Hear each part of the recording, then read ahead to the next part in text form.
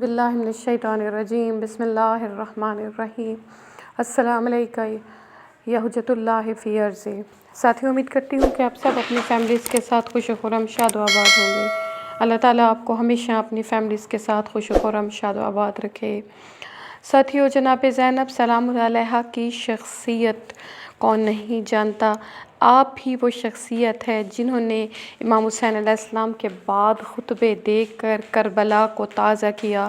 آپ ہی پہلی ذاکر امام حسین علیہ السلام ہیں۔ آپ ہی پہلی امام حسین علیہ السلام پر رونے والی بی بی ہیں۔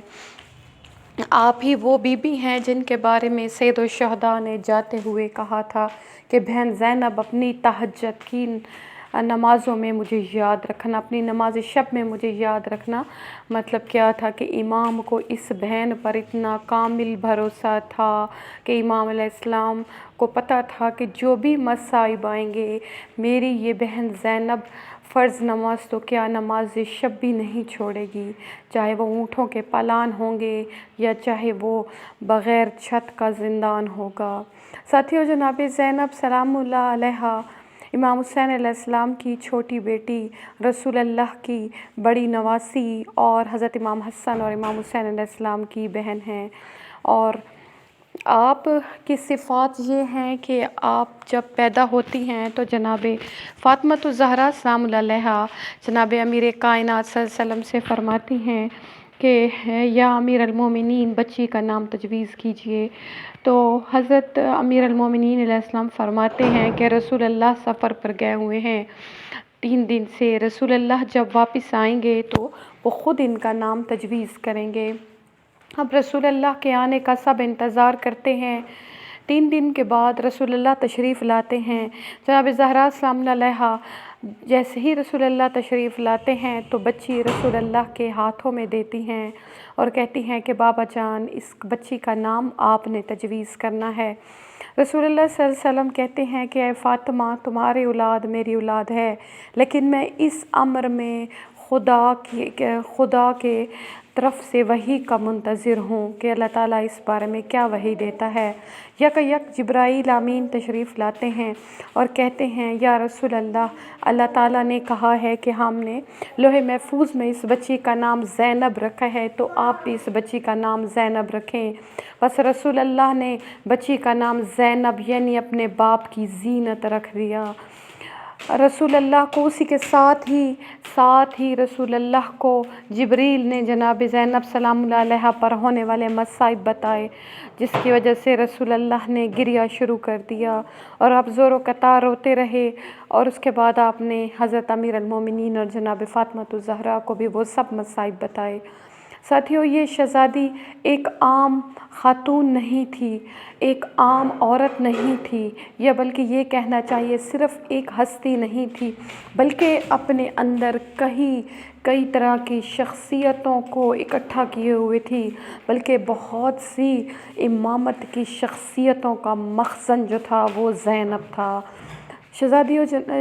ساتھیوں، جناب زینب سلام اللہ علیہا سب سے پہلے آپ نے مدینۃ العلم کی گود میں پرورش پائی اور آپ کی ماں فاطمۃ الزہرا بطول جیسی ماں کا دودھ پیا۔ اس کے بعد نانا کی رحلت کے بعد آپ علم کے دروازے کی تربیت میں رہیں، علم کا جو دروازہ تھا آپ ان سے تربیت حاصل کرتی رہیں۔ اس کے بعد آپ 2 امام حسن اور امام حسین علیہ السلام کے ساتھ آپ نے اپنی عمر کا اچھا خاصا وقت گزارا۔ بعد میں شہزادی امام زین العابدین علیہ السلام کی بھی معاون مددگار رہیں اور حضرت امام باقر علیہ السلام کا بھی بچپنا آپ نے دیکھا۔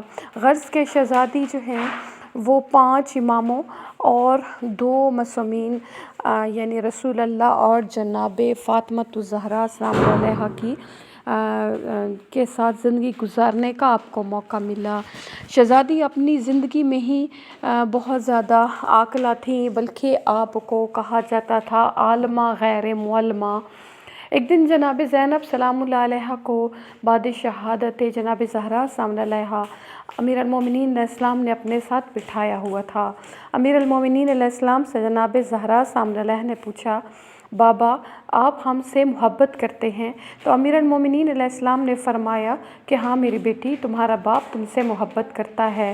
تو جناب زینب سلام علیہ نے کہا کہ بابا جان، اولاد کے ساتھ شفقت کی جاتی ہے، محبت صرف اللہ تعالیٰ کے لیے ہے۔ مولا امیر المومنین علیہ السلام نے اس چھوٹی سی بچی کو اپنے سینے سے لگا لیا اور کہا کہ اے زینب، تم عالمہ غیر معلمہ ہو، تم اللہ تعالیٰ کے در سے پڑھ کے آئی ہو۔